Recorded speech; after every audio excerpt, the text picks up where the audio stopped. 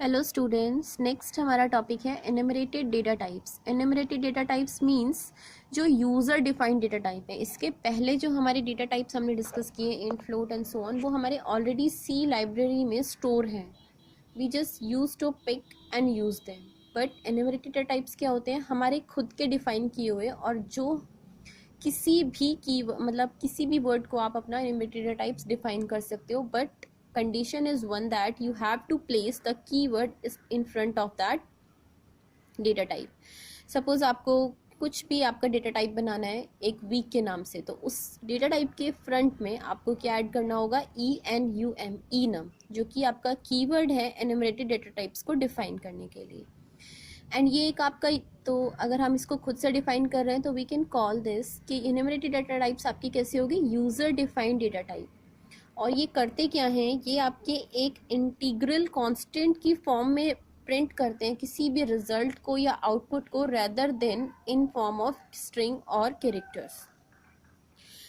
या फिर हम कहें कि जो भी आपके नेम्स होते हैं या जो भी आपकी स्ट्रिंग्स होती हैं उसको एक इंटीग्रल कांस्टेंट प्रोवाइड करते हैं आपके कौन? Enumerated data types, so that we can easily maintain and read the data whatever is given in the program. ठीक है। और ये जो भी आपके एनिमरेटेड डेटा टाइप्स होते हैं ये आपके अलाउ करते हैं यूज़र को उसकी खुद की मर्जी का कुछ भी डेटा टाइप डिसाइड करने के लिए। इसकी कोई लिमिट नहीं है, कोई क्राइटेरिया नहीं है, जो आपका मन करे आप कुछ भी डिसाइड कर सकते हैं।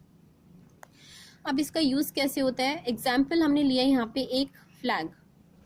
सपोज फ्लैग हमारा एक एनिमरेटेड डेटा टाइप है, तो उस फ्लैग के अंदर मैं जो भी वैल्यू को प्रिंट कराऊंगी वो वैल्यू मेरी एज अ रिजल्टेंट कांस्टेंट, मतलब 0, 1, 2 एंड इस फॉर्म में आपका इंटीग्रल कांस्टेंट की फॉर्म में आउटपुट आने वाली है।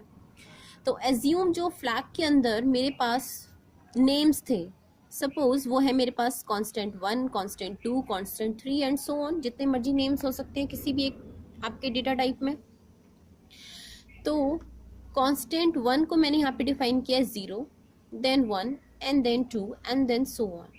तो इसका मतलब क्या है कि जब भी आप किसी डेटा टाइप के नेम को कोई वैल्यू असाइन नहीं कर रहे हो, तो बाय डिफॉल्ट जो वैल्यू आपकी प्रिंट होगी वो फर्स्ट कांस्टेंट की क्या होगी? 0। और उस कांस्टेंट के बाद जो नेक्स्ट कांस्टेंट आने वाला है उसमें +1 हो जाएगा उसके प्रीवियस वाले कांस्टेंट से। अगर मैं इस कांस्टेंट 1 की वैल्यू असाइन करती हूँ यहाँ पे 2, तो कांस्टेंट 2 की जो आउटपुट रिजल्ट यहाँ पे प्रिंट होना था वो कितना होता? प्रीवियस की वैल्यू है 2, तो 2 + 1 3। ठीक है। और ये कंपल्सरी नहीं है कि आपको हमेशा जो रिजल्ट मिले आपका इंक्रीजिंग ऑर्डर या एक ऑर्डर में मिले। It depends completely on the initialization of names of a particular data type. Means suppose मैंने कांस्टेंट 1 को डिफाइन कर दिया 0 और कांस्टेंट 3 को मैंने डिफाइन कर दिया 5, तो कांस्टेंट 1 के बाद आपका आया कांस्टेंट 2 नेम, उसके प्रीवियस में अगर वैल्यू असाइन 0 है तो इसको क्या होगा? 0 + 1 1। बट कांस्टेंट 3 के बाद जब कांस्टेंट 4 आपका नेम आएगा तो 4 को क्या असाइन हुआ होगा? अगर 3 का आपने 5 असाइन किया तो 5 + 1 6। डन। इट मीन्स जो भी आपका प्रीवियस में वैल्यू असाइंड है वही उसमें +1 करके आपका नेक्स्ट नेम को वैल्यू असाइन हो जाएगा। एग्जाम्पल देखते हैं। और इसको मैंने यहाँ पे एक एन्यूमरेटेड डेटा टाइप में डिफाइन किया है। देख लो इसकी डिक्लेरेशन कैसी होगी। फ्लैग आपका एक डेटा टाइप था और उस डेटा टाइप के अंदर आपके ये डिफरेंट नेम्स थे।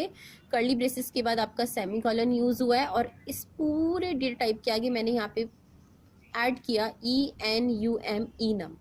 ठीक है, जो कि डिफाइन कर रहा है कि आपका ये डेटा टाइप किस टाइप का है? आपका एनिमरेटेड डेटा टाइप। और इसमें आपकी जो आउटपुट आएगी वो क्या आएगी? आपकी इंटीग्रल कांस्टेंट।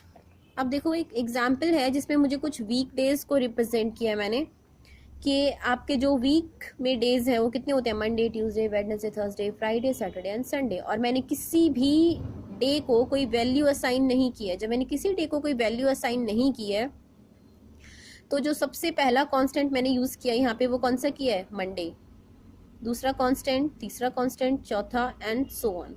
तो पहले कांस्टेंट को अगर वैल्यू असाइन 0 हुई होगी तो उसके बाद वालों को +1 होगी।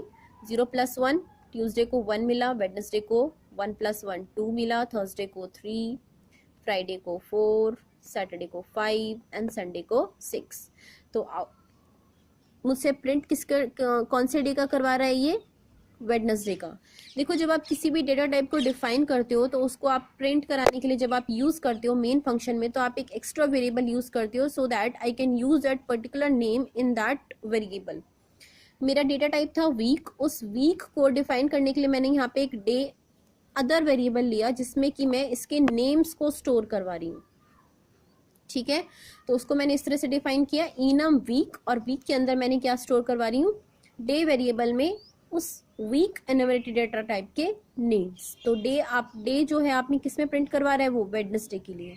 तो जब आप प्रिंट करेगा वो डे की वैल्यू तो कितनी आएगी, वेडनेसडे का वैल्यू कितना था 0 1 2, तो आपकी इस प्रोग्राम की जो आउटपुट आने वाली है वो कितनी आएगी आपकी 2। डन। नेक्स्ट देखते हैं, अभी एक और एग्जांपल है इसका।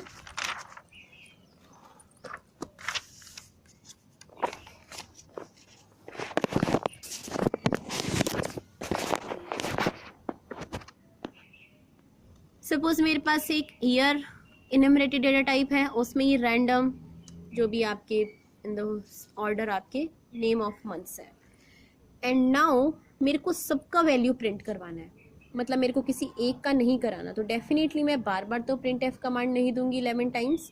सो जब मुझे एक ही चीज़ को बार बार प्रिंट कराना होता है तब मैं क्या यूज़ करती हूँ, आपका फॉर लूप। फॉर लूप में मैंने वैल्यू दे दी, जन से स्टार्ट होगा और इक्वल टू दिसंबर तक वो रन करेगा, और आई की वैल्यू आपकी प्लस प्लस होती रहेगी और वो आई को प्रिंट करवा रहा है।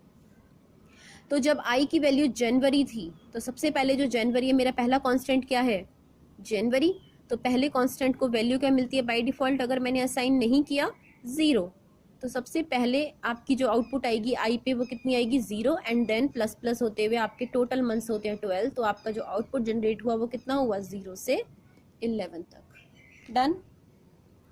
कुछ फैक्ट्स हैं आपके एनुमरेशन डेटा टाइप्स के, जिसमें कि फर्स्ट है आपका जो दो इनम नेम्स होते हैं वो कभी भी आपके सेम वैल्यू नहीं रख सकते। टू इनम्स नेम कैन, सॉरी उल्टा हो गया, इनम नेम्स, यहाँ पे ये एक्चुअली दूसरा पॉइंट है। इनम में जो हम नेम्स डिफाइन करते हैं, सपोज मैंने यहाँ पे एक इनम लिया आपका ईयर, इसमें अगर मैंने मंडे या जनवरी डिफाइन कर दिया तो जो नेक्स्ट आपका इनम होगा उस इनम में आप सेम मंथ डिफाइन नहीं कर सकते।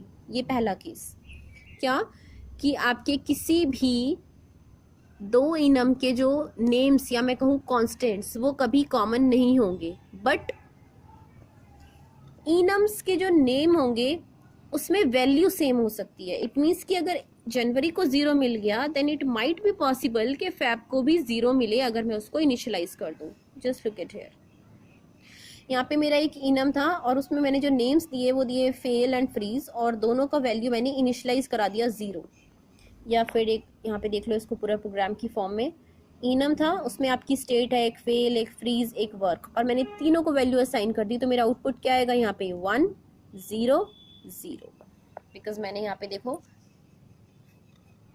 वर्क पहले दिया, then fail and freeze. Fail freeze की वैल्यू आपकी 0 0 और वर्क की 1% ही, because I have to print an integral constant. Done.